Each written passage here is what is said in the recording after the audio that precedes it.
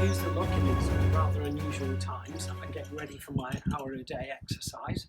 So as you can see, I'm dressed appropriately, although Jason thinks I look like a burglar. With that in mind, the purpose of this video is to talk to you about something a bit more positive and optimistic than we're often hearing or seeing in the news.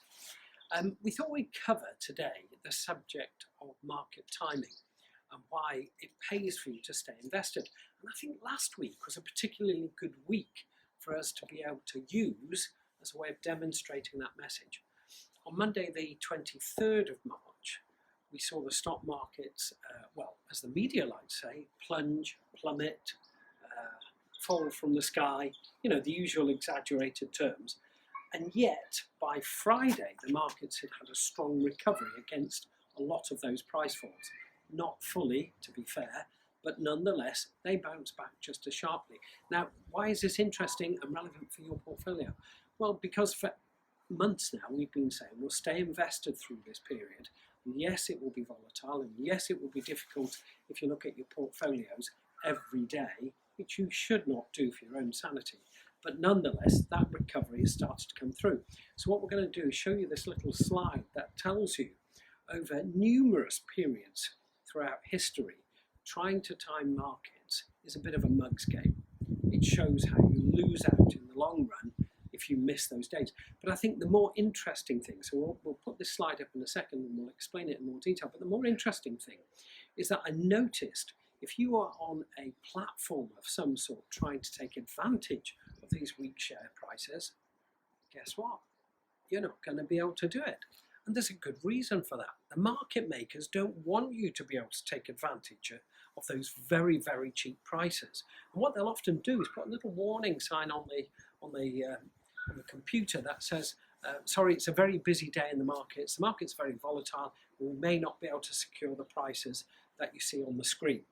And in fact, what's really happening, of course, is the institutional dealers are able to use their algorithms to trade in and out of the market. That creates a lot of congestion, and the private investors, the DIY enthusiasts, all of that sort of category are often being excluded from the market.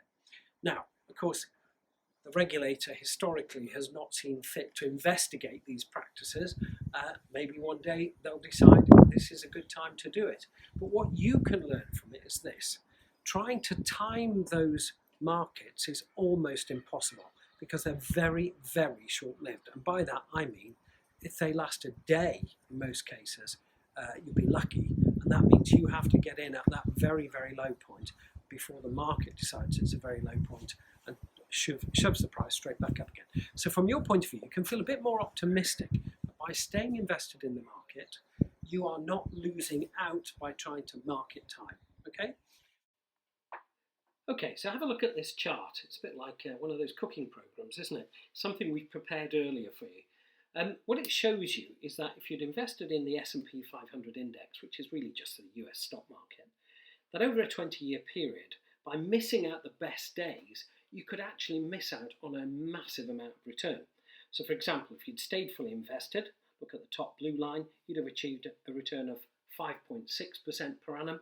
But if you'd missed, say, the 40 best days over that same period, you'd have had an average annual return of minus 4.2% per annum.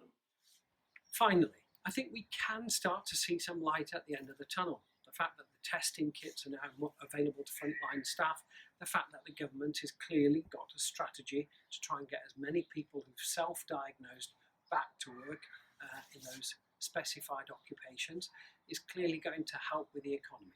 So from a practical point of view, the stay-at-home plan is clearly working. From a practical point of view, the nearer we get to a vaccine for this virus, the nearer the problem will be solved, obviously. But at the same time, that's going to take a while. So we still have to be patient whilst being optimistic. Thanks again for watching. As always, we value your feedback and any questions that you have. As for me, I'm off for a jog.